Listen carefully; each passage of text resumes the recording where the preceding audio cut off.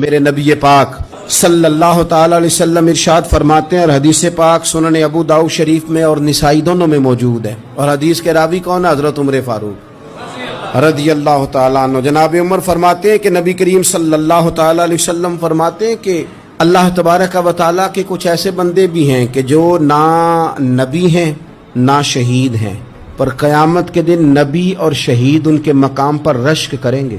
اللہ تعالیٰ انہیں قیامت کے دن نور کے ممبروں پہ بٹھائے گا۔ یہ کون بندے ہیں یا رسول اللہ صلی اللہ تعالیٰ علیہ وآلہ وسلم جن کو اتنی اعزاز دیا گیا؟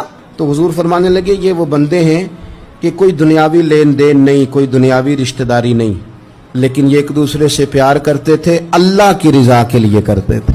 نبی اور شہید بھی ان کے مقام پہ رشک کریں گے، رب نور کے ممبر دے گا قیامت کے دن، اور حضور فرماتے ہیں ان پر نہ کوئی خوف ہوگا نہ یہ غمگین ہوں گے،